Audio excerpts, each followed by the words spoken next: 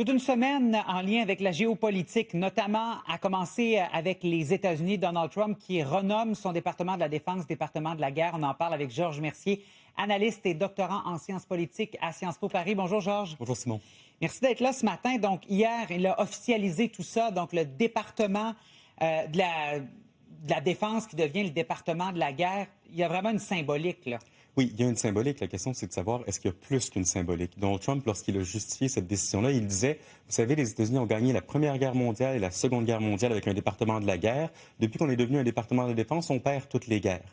Ce qui comprend un peu moins, c'est que le département de la défense avait été renommé parce qu'après la Seconde Guerre mondiale, les États-Unis ont adopté un autre rôle sur la scène mondiale. C'était plus seulement sortir du continent lorsqu'il fallait défendre les alliés, c'était assurer au jour le jour la sécurité partout dans le monde. Donc ça, c'est de la défense plutôt que de la guerre. Ce qui est intéressant, par contre, c'est que le secrétaire de la Défense, Pete Hegseth, a dit il ne s'agit pas seulement de renommer, mais de restaurer. Il y a ce mythe-là parmi le mouvement MAGA, comme quoi l'armée américaine, dans les dernières années, serait devenue trop woke, trop faible, ne serait plus capable, justement, de tuer, de faire la guerre, et on cherche à ressaisir cette ancienne historique-là. Mais pour le changement de nom officiel, est-ce qu'ils peuvent faire ça? Est-ce que M. Trump peut faire ça en signant un décret ou ça prend d'autres accords? C'est ce qu'il a fait hier. Il a signé un décret. C'est pas clair s'il peut le faire sans l'accord du Congrès, parce que c'est le Congrès qui avait nommé le département. Mais dans tous les cas, c'est un enjeu de nom. Ce serait surprenant que le Congrès s'oppose fortement à ça. Ils ont d'autres chats à fouetter. Oui, exactement. Et ça survient la même semaine où on a vu ce qui s'est passé en Chine, notamment gros sommet régional avec le président chinois qui était sur place. Vladimir Poutine s'est même aussi rendu sur place.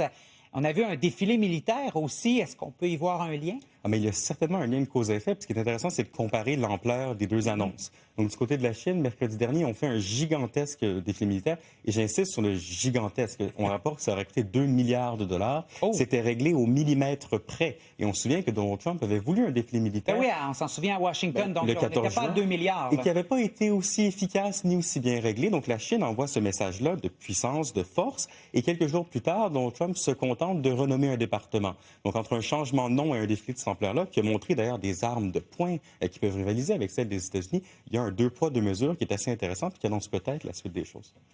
Mais dans cette perspective-là, comment ça peut être perçu, notamment par la Chine et par, je vais dire, l'Orient, donc tous les gens qui étaient dans ce sommet-là, entre autres la Russie, ce changement de nom par Donald Trump?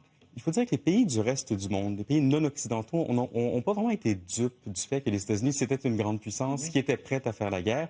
Donc, eux vont probablement simplement y voir un peu moins d'hypocrisie. Ils vont dire, les Américains sont en fait honnêtes. Oui, c'est vrai, ils ont un département de la guerre, pas juste de la défense.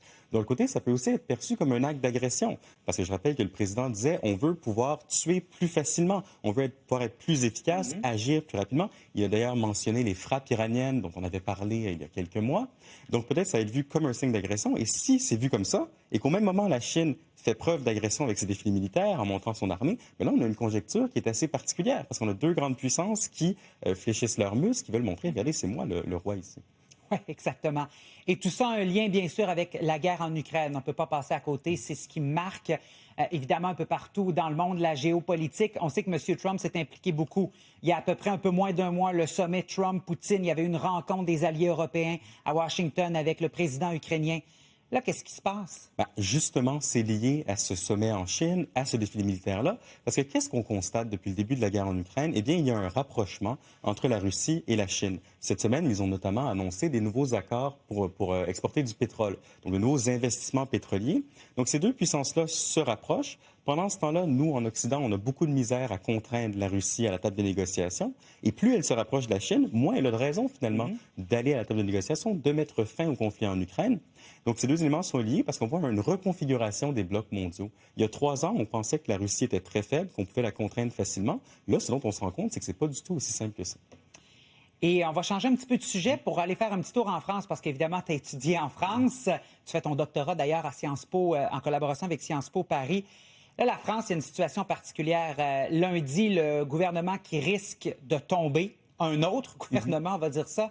Qu'est-ce qui se passe là, pour que ça arrive comme ça à ce moment-ci? Je vais faire un autre lien. Tu vois, défilé militaire en Chine, ça demande quoi? Beaucoup de moyens. Qu'est-ce que l'État français a de moins en moins? Des moyens. Des moyens. Parce que l'État français fait face à une situation fiscale qui est très grave. Le premier poste de dépense de l'État français, c'est le remboursement de la dette. Les Français paient plus aujourd'hui en remboursement d'intérêts que sur leur système d'éducation, par exemple. Et pour faire face à cette situation-là, il y a des coupes à faire, des choix très difficiles que les Français ne veulent pas faire et que les politiciens français ne veulent pas accepter. Donc, effectivement, il y aura peut-être une chute du gouvernement dès lundi. M. Bayrou, le nouveau premier ministre, qui n'a pas réussi son pari, qui est peut-être créer une majorité responsable visant à resserrer les dépenses publiques. Mais là, ça passe pas, puis ça passe pas du tout. Mais là, lundi, est-ce qu'il s'est pas fait, comme on dit, pelure de bananiser lui-même parce qu'il a demandé comme un espèce de vote de confiance, si je comprends bien? Il y a une disposition dans le système législatif français qui est assez particulière. Elle permet de dire, vous ne voulez pas voter sur un projet de loi, d'accord, je vais le passer, mais je vais vous demander votre confiance. Donc, si vous ne m'accordez pas votre confiance, le gouvernement chute. Si vous me l'accordez, le projet de loi passe. C'est ce qu'on appelle le 49-3. Ça enrage les Français parce qu'ils jugent que c'est assez antidémocratique. Vous voyez, soit c'est moi en bloc, soit c'est pas moi du tout. Et donc, c'est ce qui risque de se passer lundi. Peut-être que François Bayrou s'est rendu compte que la conjecture est tellement difficile, que les choix sont tellement élevés à faire en France qu'il n'avait pas d'autre choix que de faire ça parce que la procédure normale n'allait pas fonctionner. Donc, on dit c'est comme un effet boomerang. On dit ça comme ça. Georges, toujours un plaisir. Merci d'être passé nous voir. Pareillement, Simon. Bonne journée. Bonne journée.